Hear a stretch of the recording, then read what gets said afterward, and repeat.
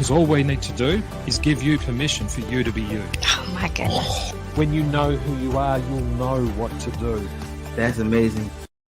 This moment, you've been waiting for this your whole life. Oh my goodness, I wish I was in the same room because I just want to hug you. You can't fix a problem using the same thinking that created it. And by the way, beautiful, you didn't do anything wrong. Thank you. Your show is not a show, it's an experience. What do you do, Stephen? I'm a universal courier that's been sent to answer your doubt. Thank you. What the heck is happening right now? And it's happening live. My life's about the gift I've been given to make you the gift that you are. Ready cameras, studio standby. Video is ready for live. If I enter your life, it will change. Start investing in the world called your dreams.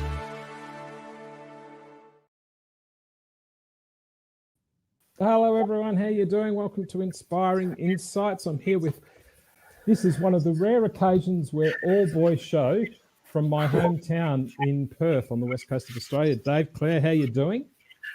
Doing fairly well, Coach. How are you doing? I'm good, buddy. I'm good. We did have Alan Connolly with us, but he's disappeared. But I'm sure that he'll be back. For all of those that are out there that are worried about all of us down here in Australia, especially in Sydney with all of the lockdown and everything we're going to talk about today is from a position of the last 5 weeks of me being locked down, the next 4 weeks, which has already been predicted, being in a lockdown situation when so much of the world is opening and not making a judgment call on whether that's right or wrong, but being present to where you're at and taking some examples from the Olympics in terms of where the whole mental health and what you've got and what's important and putting some focus on that. Now, we're waiting for Alan Connolly to join back. He's having some internet problems. But Dave, what do you do and what do you stand for? What I do is I help leaders evolve themselves and their businesses to stay relevant. And what I stand for is purpose. You know me, I'm a very purpose-focused individual. I believe that we should all be finding ways to create meaningful work for everybody. Because work is a really prime part of life, and that I think everyone's work should have some sense of meaning to it. But right now, even if the pandemic hasn't taught us anything, Coach, that if we don't evolve ourselves and our businesses to stay relevant, we're going to fade away into the sunset and or worse, into obscurity. And there's a lot of people who are going out of what I call growing out of business that don't need to be, but they are. Yeah, that's true. Because, they shouldn't be, but they are. Because they're just not willing to evolve. Alan, how you doing? Alan Connolly is in the house at last. How are you, buddy? Hey. Very good, guys. Apologies, like you said, Wi-Fi, first world technology problems. So we had to do a quick technical change, and hopefully you can hear me without the lag now. No, you're fine, Alan. Alan, what do you do and what do you stand for, Alan? Just a really quick snapshot of that. What do you do and what do you stand for? So it's great to have my brother Dave Clare on here talking about purpose for the last 3 or 4 or 5 years since I've known him. And since I was 8 years old, I was an entrepreneur. I needed to solve a problem, and I solved it, and didn't really realize that was entrepreneurship. However, all these years later, I've been following my passion. But there was a challenge when I had a very, life-altering situation happen. Yep. And the entrepreneurship side of it just wasn't of any interest anymore. The money didn't mean anything. And it was only when we started looking back at, what lit me up, and it was community. Okay. So that's what you stand for. Back into community, then we got back into, into flow, and from that flow, we turned the passion of entrepreneurship and aligned it with the purpose of community, and created a social business that we call community, but we spell it with a K and it ends in an I, and that is about localizing your economies. Something that on a global scale now, people are, it's top of mind. We know that we have to localize our economies, especially when you've got something happening like the pandemic. It's quite impressive what Al's doing right now. The the work about this in the community, Stephen. It's phenomenal. Yeah, no, we can. I'm sure as the show goes on, you can talk more about that and let us know what that's about. Everyone, one of the things that this show talks about today is mental health. And one of the things I'm really, really careful of is that people can talk about mental health. There's people who study it. There's people who run businesses in it. There's some influence from a gentleman, Andre Alfonso, who runs Shanty Day, who I spoke with yesterday. So one of the things I'm wanting to do, and I don't normally do this on the masterclasses where I actually are sourcing other information, but I want to be really, really clear here. Giving some insight into mental health is one thing.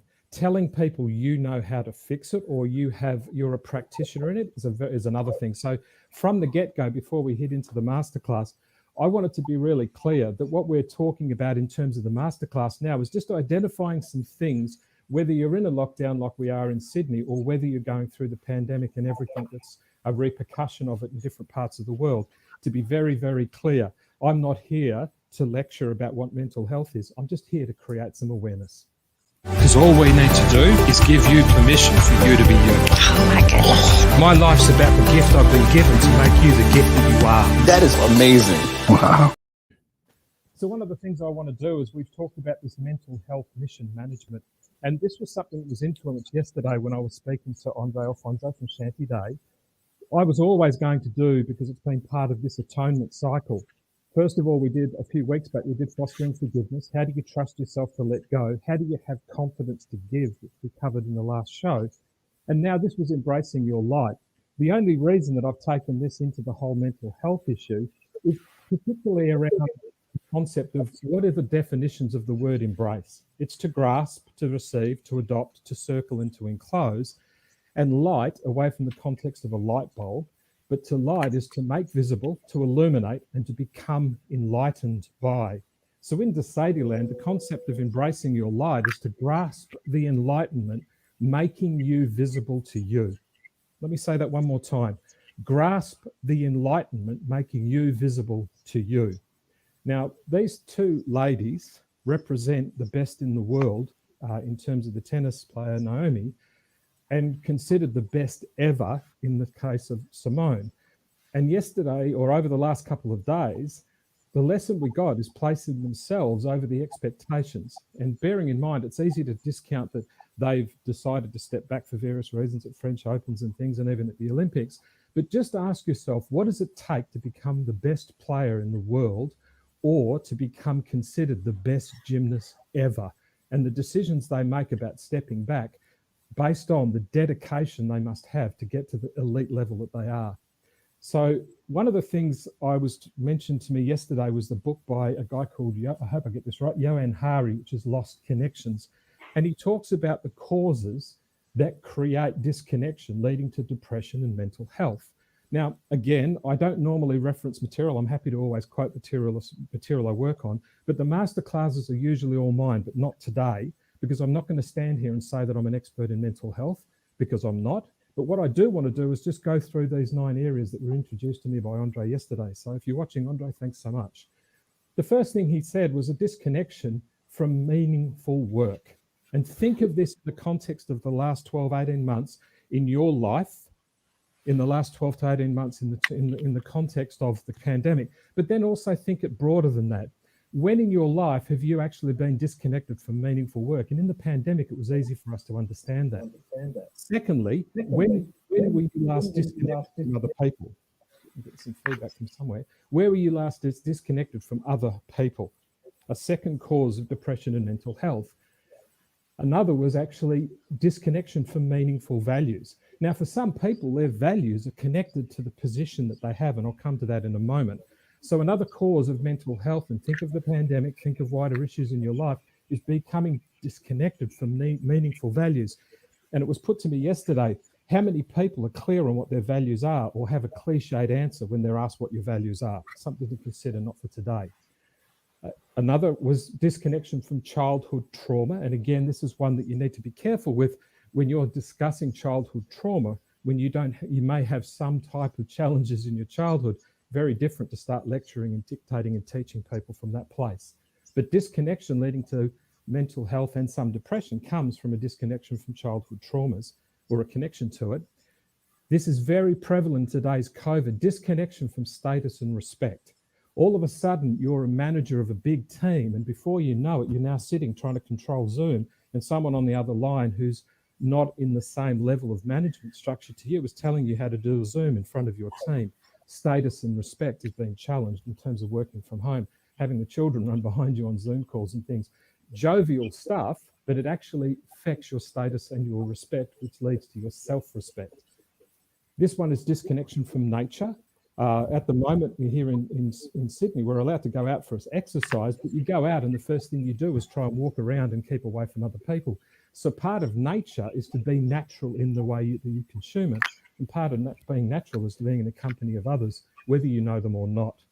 And this is another disconnection from hopeful and a secure future. How many people's future is insecure now because they don't understand what's happening in the pandemic, when it's going to go, is there a third wave, is there another Delta, all of those types of things. The last one, which is really important, and I'll come to both of you, Dave and Al, for comments, real genes in your brain. And what I mean by this is our brains are not used to processing the fact that if I walk into a shopping center, I've got to walk around you. Our brains, even though we've got used to wearing masks in some parts of the world, we're just not used to actually walking around as if the person next to us has got some type of problem. We're not used to getting into a lift and wondering if we can be together. So that in itself is causing some impact on the way that our brain works, affecting our mental health. So there's some questions and choices in all of this. First question, and this is applicable to myself. I don't live in Sydney. I've been based in Sydney because of COVID since the beginning of last year. I don't have a social circle here, and it's pretty difficult to build one in the middle of a pandemic. I live by myself. So the last 5 weeks, I've literally been not in self-isolation, but solitary confinement. And there's a lot of other people who are in similar boat. There's people who are locked down with their families. There are people who are going back into the world in the UK and the US, and they've got all kinds of challenges based on some of the previous 8 things I've mentioned. But what are you good at? And then what do you love to do?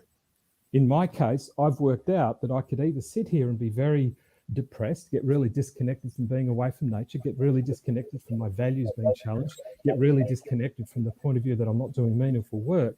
I've actually got, what is it that I like to do and what am I good at? What is it that I love to do?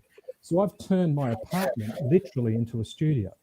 And next week, there's a second studio where we'll start doing flash lives and a second live show about the BU Academy. What I've decided is what I'm good at and what I love to do is be present on video and to be sharing and teaching. What is it that you love to do and what are you good at, as opposed to focusing on what you're being constrained and restricted to do? Another one here is the choice. What is around you now that one day you will miss? I'm dealing with a lady who's a Desadi guest, like Dave Clare, who's a Desadi guest of the Desadi organisation. She's based in the Netherlands. Her 16-year-old son got COVID. Her 7-year-old daughter got COVID. The lady's going through some not mental health, but some health issues, not mental health, but health issues, where there's MRI scans and some other things not related to COVID. She's now got COVID or recovering from it. And we were speaking earlier in the week, and she was obviously concerned for the welfare of her daughter, who's now recovered from COVID. Now she's got it. The grandmother can't come pick the child up because the elderly grandmother can't come within the vicinity of COVID. And one of the things I said, which was easier said than done because I don't have kids, is your 7-year-old daughter will one day be 27. Look at this moment and this opportunity of at least when she's 27, you'll wish that you could be locked in a house with her for a week. So sometimes, everyone, you've got to ask yourself, what is around you now that you might be taking for granted, and maybe not just in lockdown, but maybe this new way of working, this new way of living, you need to evaluate what is it that's around me that I value, rather than be missing the things you don't have when what you really love in life is right next to you. So what did these ladies teach us is, in one simple truth, it's the love and respect for ourselves that will always surpass what others love of what you do. Everyone, spend more time focused on what you love, what you're good at, and the things in your life that you love right now, because one day they won't be with you. and you'll remember the time in the pandemic when you were closer than you ever were. It's all a mind frame around mindset. Dave, and let me come in with the guys. Dave, so you've popped on the screen first. How does that reflect you and some of the work that you do? This is part of the reason I've moved this section, because I know the work you do around mission and purpose, and I know Al's work around community. Without being prophets of mental health, where does some of what I've just said reflect on you? This will probably be, I don't know, I'm sure this is the answer you're looking for, but you just touched on something a second ago that just forced me to, sorry, I'm just struggling to still process it at this minute, because last Wednesday, very close friends of ours, their 27-year-old daughter passed away. And that Friday night, my beautiful daughter, Jordan, so we were out, and we were out having some fun with the kids, and it was just great Friday night. And both kids were out dancing and having fun with our kids. And just standing in the middle of the dance floor, and I just started crying, watching the two kids, knowing that our friend's daughter had just passed away. So I'm sorry, I'm just a little bit still processing that. But when you talk about, what might you miss? And, for me, pre-COVID, pre-pandemic, I would be willing to travel the world, and, I'd be away from my children and stuff like that. But you could always just jump on a plane and be there as quick as possible. Whereas today, that uncertainty, even though my daughter lives 400 kilometers north of me, I don't even know if sometimes if the border inside WA is going to be open, that I'm going to be able to go and see her. 21st birthday, I remember last year. Oh, yeah, you remember that? We had the Zoom surprise party for that. So, it doesn't matter. I think this whole concept, it impacts us all at different stages, different time. I don't know if you have mental health issues all the time, or if you have, it's an ongoing thing, but you can have moments of it. But yeah, so it was just interesting. I've just been going through this past week has been really struggling for me, because also Thursday, last week, whatever it was, the tornado landed in my hometown in Barrie, Ontario, and landed one block away from my best friend's house. It just, stuff's happening, and it can come at you at any time. And, you can take you into a place, and, it's been, this is so timely, of course. When the student's ready, the teacher appears. Here you are again, Stephen, in my life, when I'm going through some of the most significant ups and downs. Like I was sharing with some clients yesterday, I said this past week or so has been the most emotional roller coaster for me that I've been on in a very long time. Getting back to your question, I guess, the work that I love the very beginning, like some of those things that were the points you highlighted, like purpose to me, as I said at the beginning, I think meaningful work is so important that, people attach their meaning of themselves and their self-image, their self-worth to work. And sometimes we see this, what we would deem as meaningless work, but you can still find meaning in that. And if we can help people get a personal connection to some public sense of purpose of an organization or whatever it is like that, they can just get that personal connection to it. It provides a little bit of meaning. And, you can't compare your level of meaning to something to somebody else's level of meaning to something. And I think that's really important. And that, then the connection to people, which is a challenge, you, my friend, in isolation, like total isolation. We can connect, we can chat, and we can over things like this, but the embrace of a human being, a hug, the energy of being face to face, I think we're going to be challenged by that for a while going forward. And then, me with values, purpose and values, like you had me at purpose. These things are so critical. And if 50% of our waking lives is spent in a workplace, well, why are we not making really amazing places where people feel like they're a part of something, not just part of a money-making machine? I'm just a cog in the money-making machine versus I'm actually part of something important here. And that my work matters, and that means therefore if my work matters, my life has some greater sense of mattering.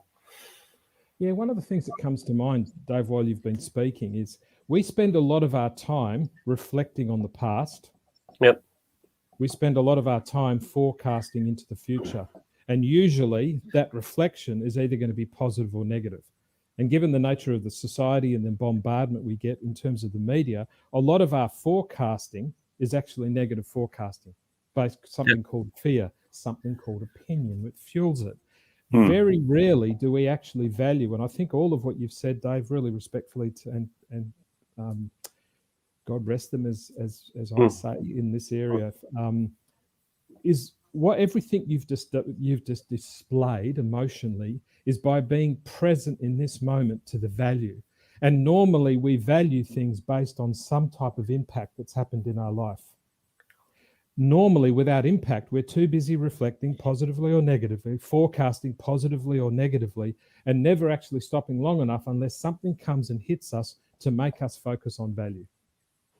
So there's, in terms of the Naomi and Simone, for example, immediately there's going to be people making assessments of maybe they weren't winning, so they quit. Well, do you actually, and forget about the sports analogy and I'm a guy and all that stuff, stop for a moment and think what it takes to be able to be in that condition to perform at that level over what is it, 8 years? Yeah. Before you start making an assessment that they've just quit on their stool. So on most occasions, everyone, we're reflecting positively or negatively, we're forecasting positively or negatively, and it's not until something comes that smacks us in the mouth do we start valuing. One of the things that's happening right now is people are reflecting and wishing, where is the past before COVID? How can we go back to the normal, and not stopping long enough to understand what am I going to do about it? In episode 1 of season 2, a lady by the name of Renee Michelle came on, who, and this is public knowledge, so I'm not being disrespecting any confidence, talking about when she was 10 years old, how she was sexually abused in her own home by men that were being brought home by her mother. And again, I'm not betraying any confidences. But one of the things that she did is she values who she is in the present moment and takes the positive from an ugly past and puts it into her present, teaching people who have gone through the same process, who might be spending all of their time reflecting on the negativity of what happened to them in a sexually abused or a childhood disrespect in the home. And she's actually providing impact and value to those people to wrench them out of the reflection of negativity. So everyone, whilst all of us are in a situation of this whole COVID business is really tough, and my circumstances being locked away and all those types of things, I've just got, what is the value of what I can do in the present moment? Do I miss travel? Yes. Do I miss hanging out with Dave's dogs, Jackson and Daisy? Yes. Yes. Do I miss the physical company of people emotionally, spiritually? Yes. But there's nothing I can do about it now apart from reflect on what it used to be like, get frustrated that it's never going to come back, instead of going, right, I'm in an apartment that I can turn into whatever I want 24/7. I don't have to have the implications of maybe a lady of the house who doesn't like the home being turned into a workshop. I don't have all of that. So my number one question to all of you, what do you love to do?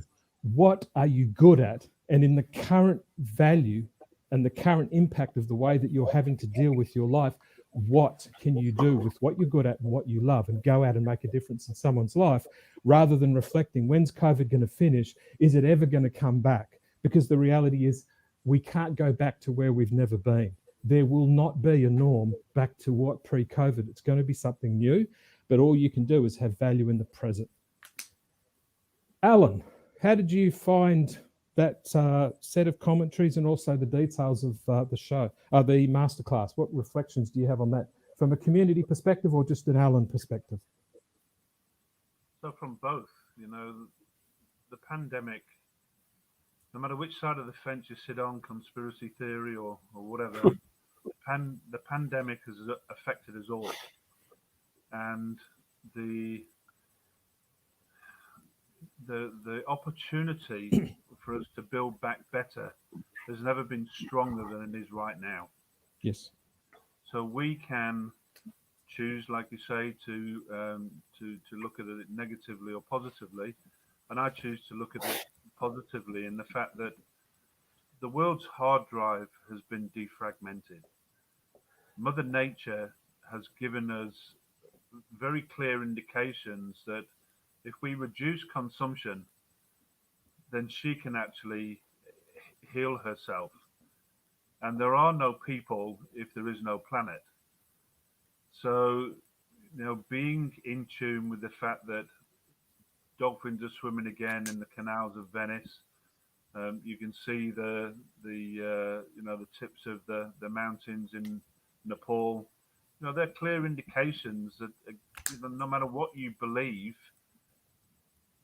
it is less consumption that is supporting Mother Nature to do what she does best, and that's heal herself. And by healing herself, it creates the environment that we thrive in. So just on the other side of things about being isolated, last night, it was a United Nations event. It was a wonderful coming together of people from many different ethnic communities with no hidden agendas, breaking down the silos and coming together to focus on the Sustainable Development Goals, all 17 of them.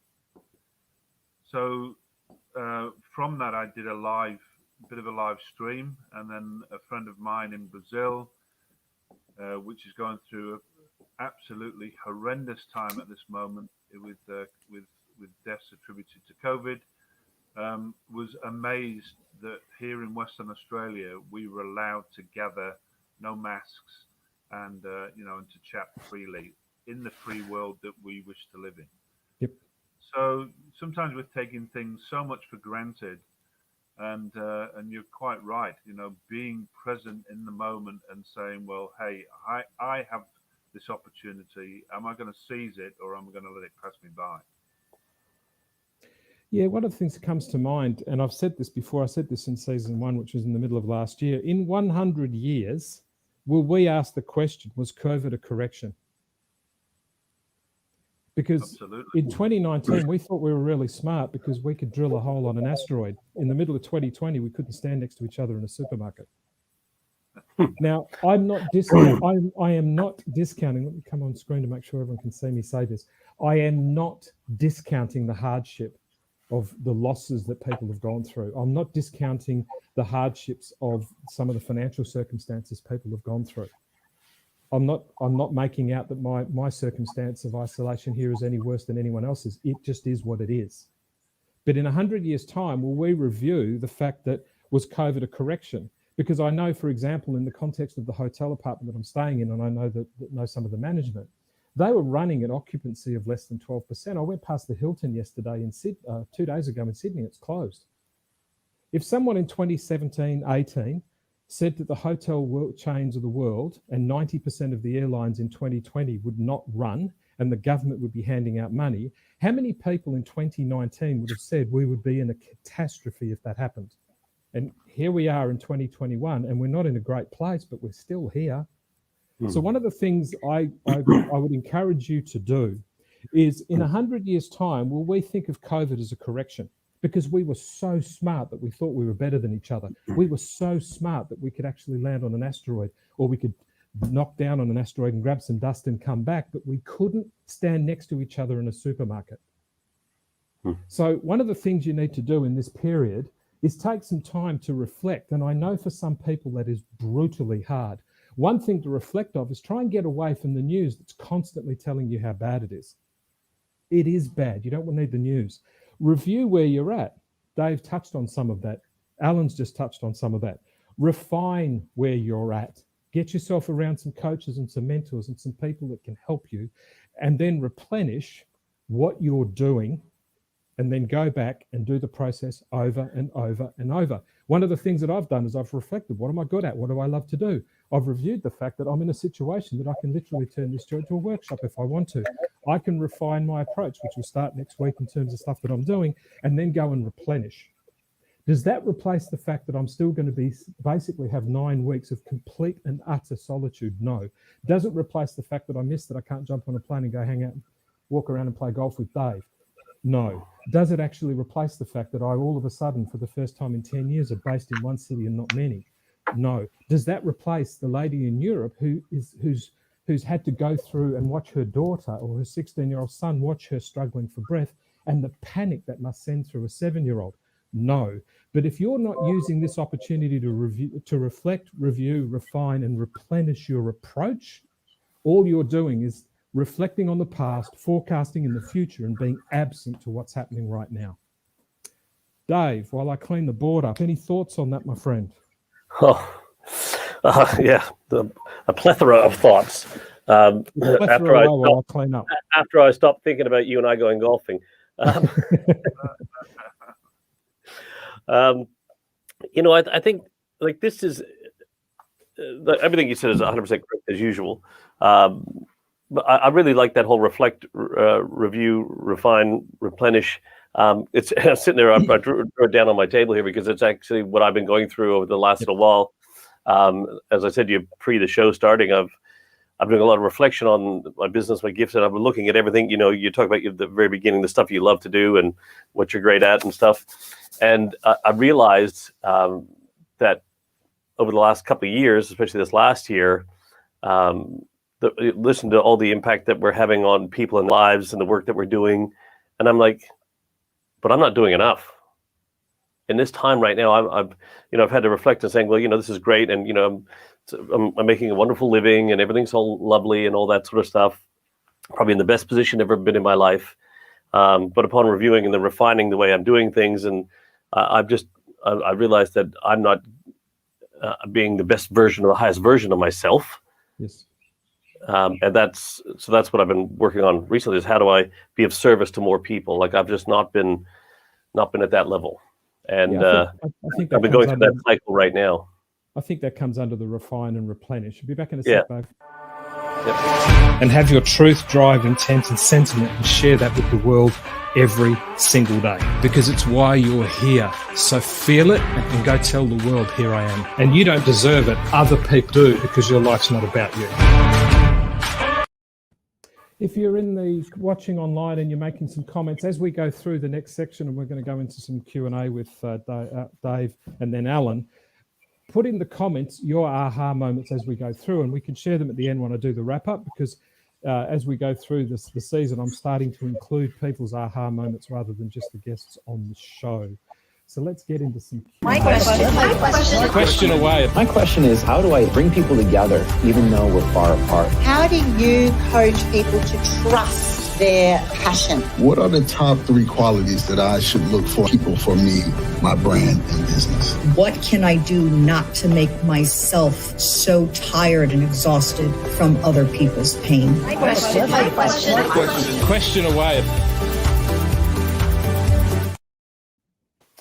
Alan, I'll come back to you in a second, but just wanted to, and I'll bring you back into the studio in 2 seconds' time. Dave, from your previous visit to the show, it was very much around, you asked me a question and I draw stuff on the board. We're a little bit more dialogue-y today. So whether it's a question or just a conversation, a dialogue that I can play on the board with, what's in your head? What were you thinking of chatting with me about when you came on the show today?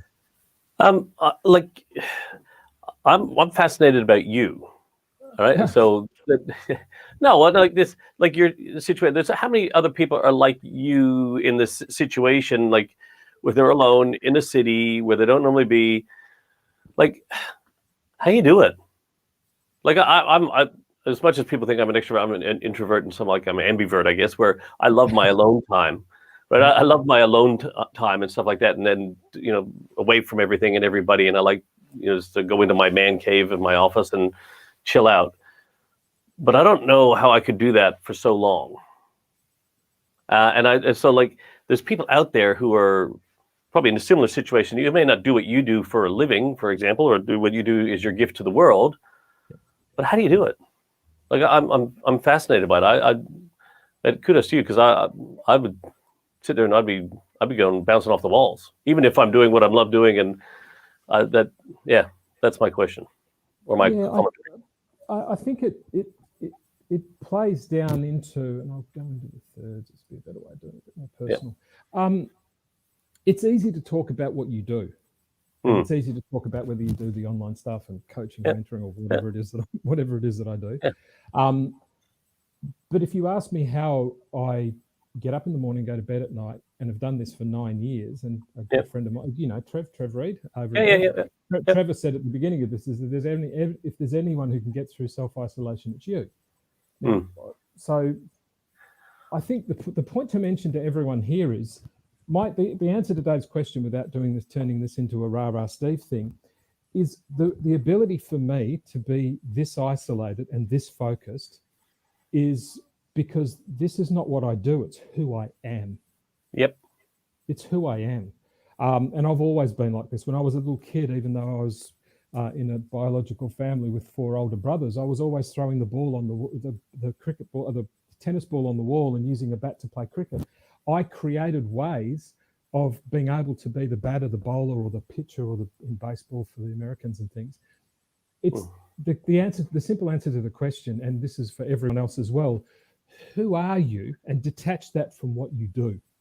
Because if you think, well, what I do is I wake up every morning, go to bed every night, in between don't talk to anyone, create endless bits of content, produce a show, create a studio like this, get up in the morning, go to bed at night, always eat by myself. One of the biggest pains in my life is walking through the shopping centre on the rare occasion, the one thing I can go out and do. And I was only saying to some people yesterday, I just get fed up with the fact that I walk through the supermarket and going, oh, I wish someone would just actually choose food for me.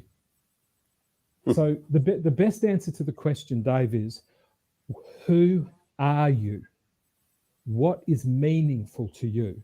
And then apply yourself to that. Because the truth of the matter is, if I stop long enough to think that I'm constantly by myself, I'd go crazy. Yeah. But every single video I make, as you know, Dave, because you've sat next to me in cars and in your home and in boardrooms, you've seen me make videos. And Dave could probably speak to this. When Steve's making a video, if I can do this for a second and talking about myself, sorry, everyone. When I make a video, it's like I'm literally talking to someone. So in my mind, I don't feel as if I'm by myself, because I'm so in love with what I'm doing, because what I'm doing is who I am. Everyone, who are you? And does anything that you do represent that? In Dave's case, with his beautiful wife, Tova, he loves her to bits. So it's who he is.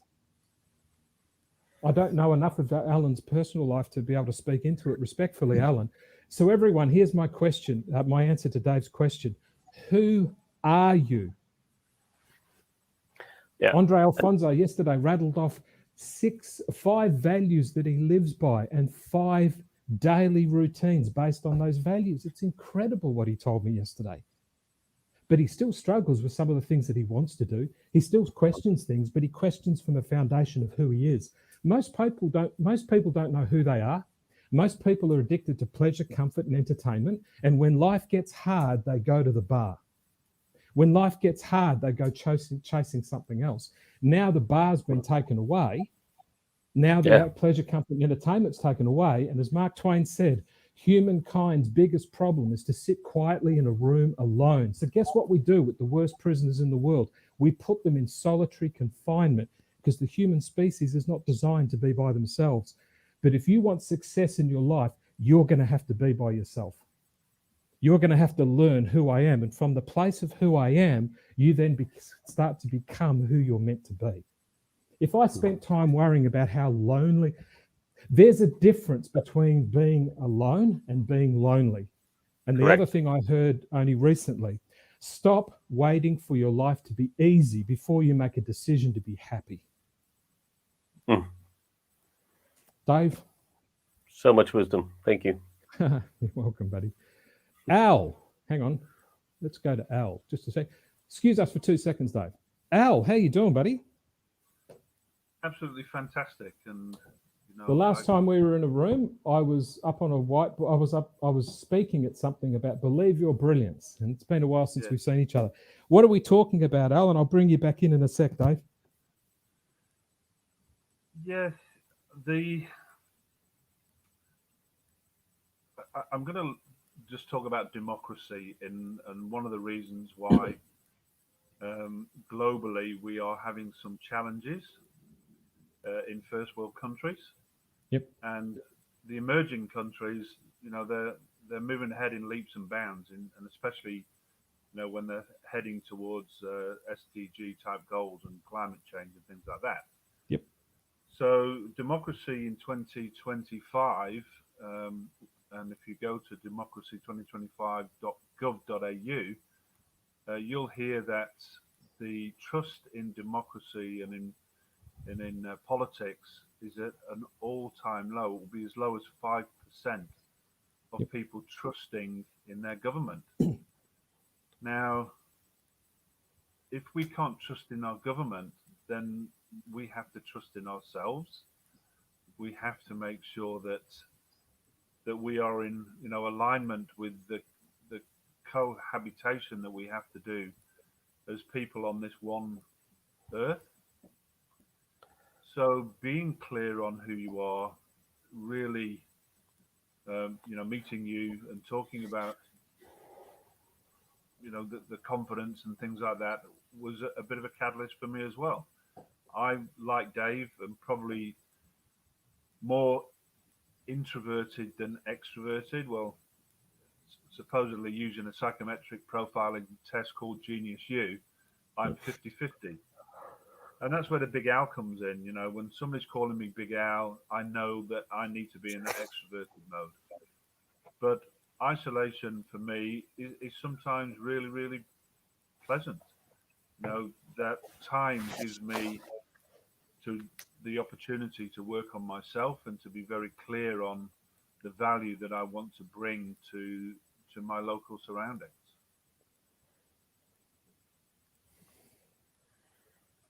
To me, when you use the word trust to me is an exchange of value, presence, offering, faith, and union.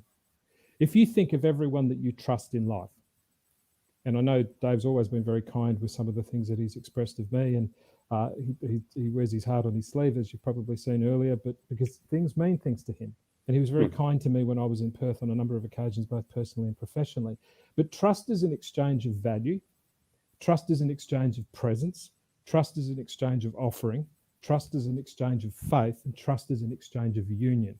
If you think of all of the most trusted, loving people in your life, whether that's professionally, personally, whether that's romantically, whether that's spiritually, whether it's in a colleague, friend arrangement that I have with both of you, the trust is based on what the value proposition is. And that value can be just the fact that Steve, Dave, and Alan are there for each other. For example, I know you guys are really tight, being so close over in Western Australia. It's the presence you have to being able to be focused. And Dave's remarks to you, for example, Alan, at your opening remarks when he endorsed the type of work that you do, he was present to the value that you offer, so he trusts you.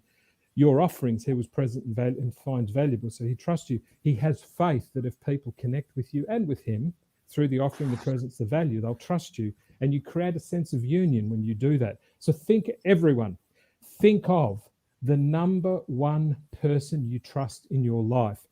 Do you not have high regard for their value, their presence in your life, what they offer you? And I'm not talking about in terms of a proposal or something, but what they offer you just by association, what faith you have in each other and what sense of union you have. Because if you have any of these absent, you don't have, as my mentor Bob used to say to me, a trusted relationship. Now, Alan, if we go into the context of the political landscape right now and the political landscape even before COVID, what value, presence, offering, faith, and union do all of us feel in the respective governments of the world? We don't. And I'm not going to sit here and beat up on politicians, especially I cut them a bit of slack because who the hell knows how to conduct themselves through a pandemic? Who knows? But the value, presence, offering, the faith and union that we have in some of the leadership globally of the world is so fragmented that there's no trust. And sadly, that trust has now infiltrated down into the community. And that lack of trust has now got people second guessing each other, second guessing our value, our presence, our offering, our faith, and our union. And the social media and the instantaneous way that we can pitch to each other is actually decaying the trust because the value, presence, offering, faith, and union proposition is being compromised. So everyone, one of the things that you need to focus on doing in the way that you conduct the business of life, and in the Academy show that starts next week, I'll talk a lot about this. The business of life is your personal expectations and your professional expectations. Understanding that when the impact of things in your business life come to hurt and haunt you, whether there's a loss, whether there's a marital loss, a financial loss, whether there's, God forbid, loss of life as Dave's had to experience, your whole professional life stops in an instant. That C-suite corner office becomes irrelevant when your personal life in the business of life gets challenged because your value, presence, offering, faith, and union is challenged by how could a 27-year-old, God bless her, go so soon, and all of this gets challenged. All of it. So Couldn't agree more, and thank you, Stephen, for that. Absolutely. The fact that the three of us are able to be here, and you've clearly articulated why we're here. Yes. There is value in the being that each of you do, and I hold you both in very high esteem. Thank you. I really appreciate it. As we do you. That's really cool. Now, Dave, I need you and Al to ad lib for a second. Ever since I've got LinkedIn Live, one of the phone up in the vertical always goes off. And I'm not accusing LinkedIn for it. So I just need to disappear for 2 seconds and put it back on. It keeps happening all the time.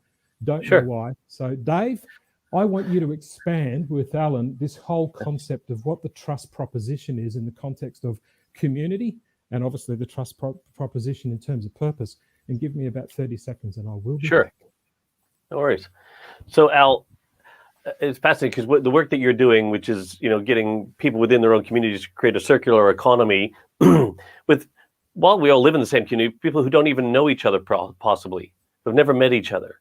And then you're finding this, which is why I think what you're doing is amazing, to get all these people in this area who've lived maybe beside each other for many, many years to trust each other and to build from their own community outwards.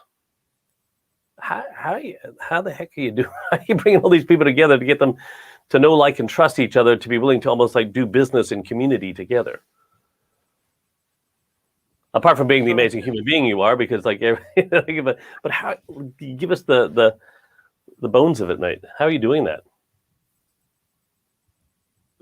By just being. There was a time there when I wasn't being me, and that was probably around the time that we first met. And getting comfortable with self again, making sure that the message that you're trying to articulate to everybody is their message, not my message.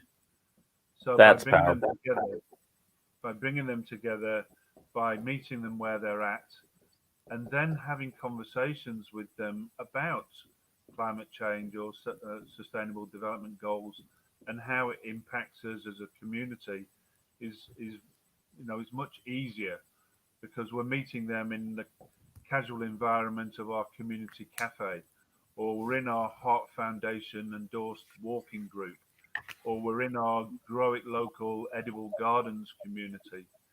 So we're talking about things that are passionate to the people, and then they make the exchange themselves, and they create these groups that are so powerful now.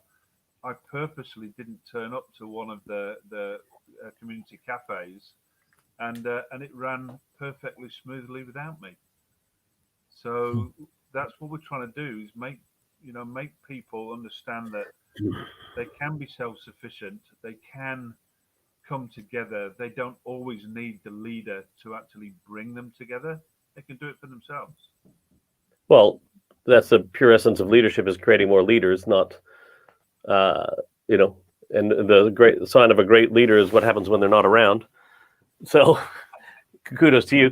One thing I love what you said there, and I think this is really powerful. And anyone, we'll go business head for a second here. Anyone who's doing marketing, and I know Stephen will jump on this as well, is that you said, I share with them their message, not my message. Like if marketers just understood that, or anyone in business just understood, you can try and tell everybody how great you are, but when you start helping people understand how great they can be and sharing their message and their, I think like that's the real power. Like you're speaking to them in with their message, not your message, and that was to me like you could have just stopped there, and I'm like, oh, that's gold. We're done. Stop digging. We found the nugget. It's like, mate, that was I think, and like to say, the work that you've done, Al, like to be able to pull. Stephen, I know you missed the thing, but I was saying that Al. I heard it all. Okay, yeah, like that.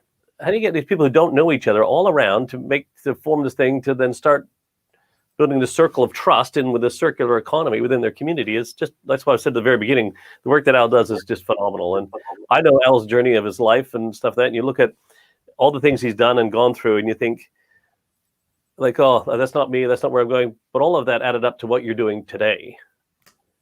Your ability, with the Entrepreneur Cafe, and now you're doing community cafes, and you're doing, so it's all building you up to this moment. Yeah, one of the things that comes to mind in the context of what Al was saying, and there's something inside of Street Sessions, and this is also inside the Academy, is you just need to be. And what Alan does is be engaging, authentic, and meaningful. And how do you do that? Just by being you. Just be you. Secondly, engage by being enlightening, touching people's souls, educating, adding to their smarts, and make it enjoyable to add a smile to their dial. Every single bit of content that I'm sure, and everything activity that Al does, and I know I do, and you do as well, Dave, I don't do anything unless it's enlightening, educating, and enjoyable. And it's basically a relationship between IQ and EQ, and I'll do more about that on next week's Academy show. Authentic, delete opinion, just forget about it. Most people are challenged by authenticity because they're too busy trying to satisfy someone else's opinion. Just delete it. Don't be addicted to opinions. Lastly, meaningful. Everyone wants you to have content that's valuable to them, have a confidence in the way that you present you and it, and then be competent in how you do it. And inside the Speaking Academy, I talk about the 3 keys of public speaking ease. If you're ordering a coffee in a cafe, everyone, you're public speaking. Oh, Steve, I don't actually do videos. Steve, I don't stand on stage. I don't care. Have you ever ordered a coffee? Have you ever ordered a tea? Have you ever actually said something to someone in a supermarket? You're public speaking.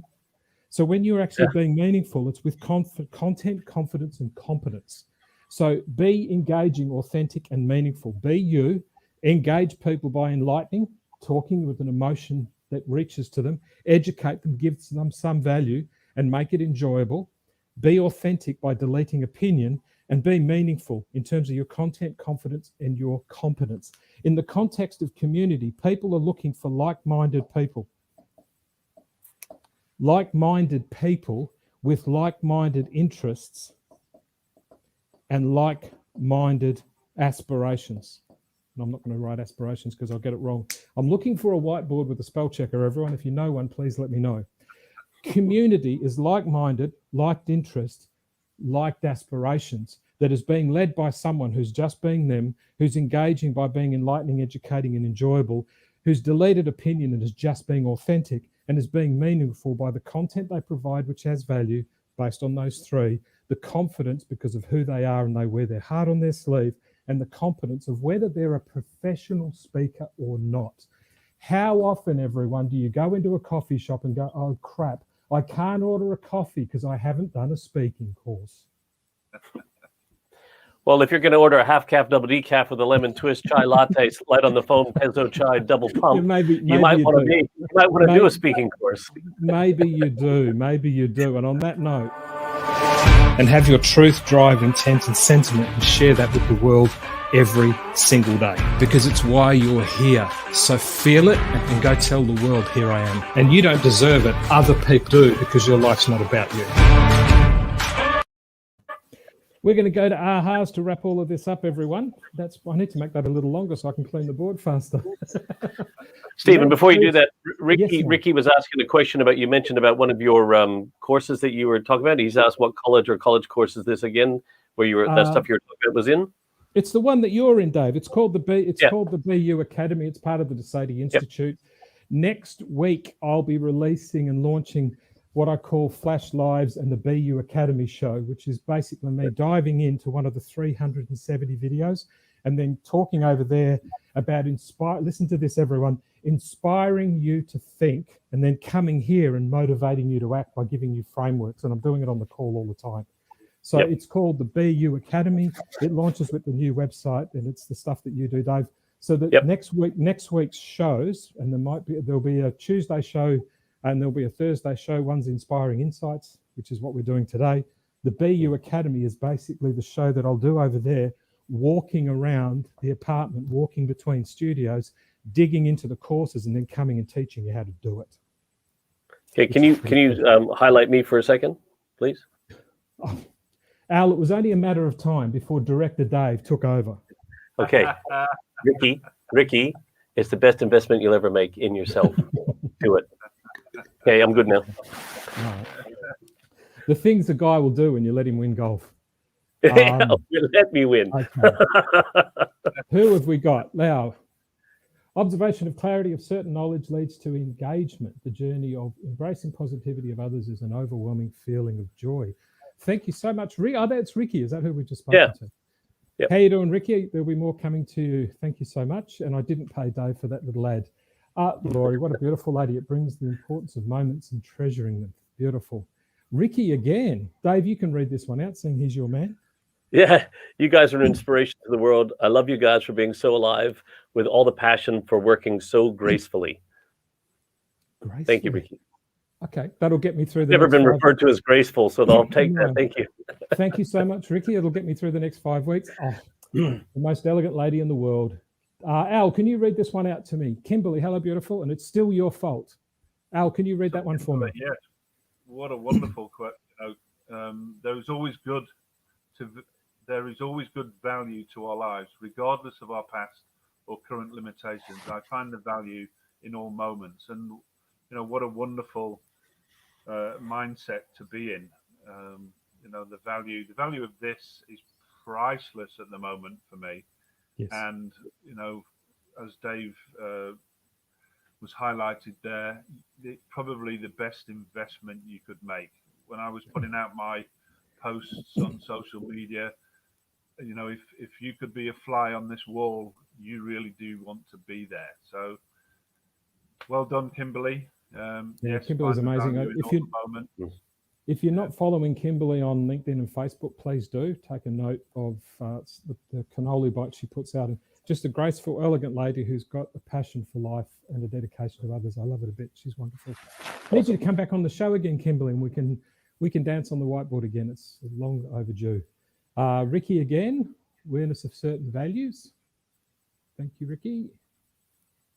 Ricky just being Ricky. Ricky being Ricky again. Doug, how are you, Doug? I hope you're well, my friend, and the family out just in Georgia. Becoming truly involved in what you love to do, what brings joy to our soul. Find ways to enjoy these things, however that looks now in these circumstances. I'd encourage everyone to also follow Laurie. The imagery she puts out is just absolutely brilliant, which is really, really cool. So thank you very much to Laurie and to Ricky, who's just sent endless applause. Good on you, Ricky. Good on you, Ricky. We appreciate it. Sorry if I'm looking over the screen, everyone. There's a big camera behind me, and I'm getting old and my eyes are not too good on the small camera. Okay, let's do some aha moments. And again, everyone, for those who are watching, if there's an aha moment you'd like to be included in this, please let me know. Dave, let's hit some ahas and do a wrap up and then send everyone our way. I have one, actually. It was really cool because just in that last part, we talked about beam and you talked about authentic. Now, I totally misinterpreted the delete opinion part, but once you explained it, I said, okay, that makes sense to me. But it's one of the best definitions for me of being authentic is delete opinions. And it's not, and it may sound funny, like I thought, like I should just delete my opinions of other people, other things. If I'm true to myself, what does it matter what I think about somebody else? It's what I think about myself that matters. Yes. And because we tend to have all, our own opinions of things, and especially now, everyone's with everything that's going on. That I will talk about the lack of trust. So to me, the biggest aha was really understanding. Well, that was one of the best definitions of authentic, but I interpreted it almost the opposite way, that I need to delete my opinions, not the opinions of other people. That it doesn't matter what my opinions are; it's who I am that matters, and so that's what real authenticity is about. Wow. I thought that was really powerful. That was a big aha for me. Thank you. And yourself, Al?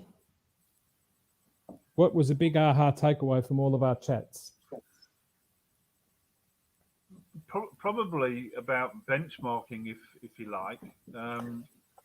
You sort of, when you're being you, you are unique. YOUNIQUE, unique.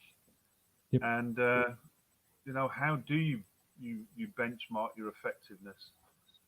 So I benchmark it by being in a circle of leadership with you two guys. It means that I'm aligning myself with people who have values that I actually aspire to. So, taking the time to get up early this morning, going through some technical hitches, it didn't all go smoothly, but just the knowledge from both of you, the support and the love that exudes from your hearts, it gives you me the courage to continue. So probably that's it, the courage to continue to being you. Al, I wouldn't want you to be anybody else, my friend. You're one of the most beautiful human beings I've had the pleasure of meeting in my life. Oh, that's Thank beautiful. you, sir. Thank you, sir. I mean, absolutely, buddy. Like Stephen, you've met Al a few times in person, but when you go, like I've been to a lot of networking events with Al. Okay, when you walk into a room with Al, like everybody knows who Big Al is. Like he's just like, and everyone just, I've never heard a bad word spoken about Alan Connolly. It's like you just never, nobody has anything bad to say about him. Yeah, there's a gentleness to his manner, and a lot of people would think, and everyone who's watching, I think I've only ever met Alan once. I think I came and filmed at one of your workshops, and I think Alan may have been in the room, but I didn't interact with anyone. I kind of came in, did my thing, and left. I did do a workshop over there, and that's when I did meet Alan. There's a gentleness to his nature that everyone, jump on for a second. And this is a gift from Alan, and by example of who he is. There's a genteel nature to Alan, and most people go, he's a gentle giant, big bear of a man. Yes, he is. There's a genteel nature, but a ferocious focus on what he believes to be true in his life. And the combination of the two is the most gentle example of the faith that he has in you. And you just need to think of the words that he used to describe what today was all about. So everyone, start focusing on who you are. Stop worrying about what you do. Stop worrying about how you do things, because if you're going to worry about what you do, then go to a speaking course so you can order a coffee. Go actually do a presentation course in case you walk down the street properly. Just be you. Everyone else has taken it. It's the reason why the DeSadie Academy inside the DeSadie Institute is the Be You Academy. Just be you. This world would solve so many of its problems if you just be you. And it's the gentle nature of Alan combined with his rock solid focus that he trusts who he is. And if you get near him, he's going to help you trust you. So Dave, when we look at the way this is done, you said opinions. Opinion addiction and addictions are the byproduct of losing your focus. If you think of every single time you express an opinion of someone, or you invest in an opinion that's said of you, you've lost focus. And I say this, and I haven't said it for a while on many shows, even to the two of you, and go with me for a second, because this will come across as really blunt. Dave, you've heard this before. Yeah. I don't care what you think of me. I don't. I couldn't care less, because I'm so focused on caring about you. I don't need to worry about whether you think you're at risk around me. Everyone, have an attitude of, I don't care what you think about me, but I sure as hell care about what you think about you.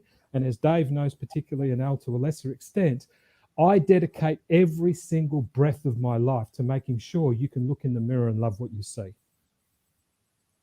So when I say I don't care about you, I never said I didn't care about you. I don't care what you think about me because I'm too busy making sure you care about you.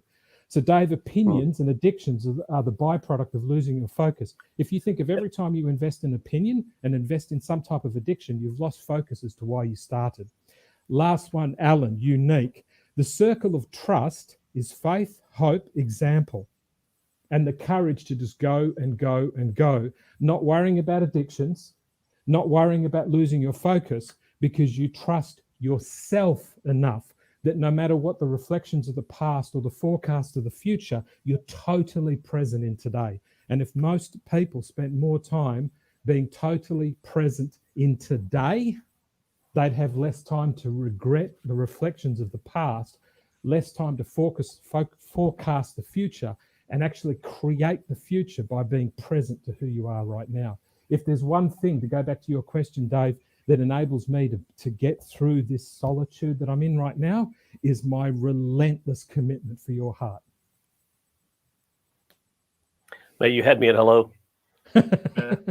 Now, this gentleman gets up very early in the morning to be with us. He's a superstar of a man. Got a great show. And good luck with your show with Rachel coming, Rajiv. Thank you so much for that. I really appreciate it. Guys, I just wanted to say thanks for coming on the show. And let me get rid of that because we're done now. Thank you, Steve. Thanks so much for coming on the show. I really appreciate it. It's been a lot of fun. So to everyone who dropped notes and said hello, and Ricky who inundated the comments, I really appreciate it. Until I see you on the next show, and the BU Academy show will start next week, which is going to be a lot of fun. I'll see you then, and I'll see you in the green room in 2 secs, guys. Be well and be brilliant, everyone. Start investing in the world called your dreams.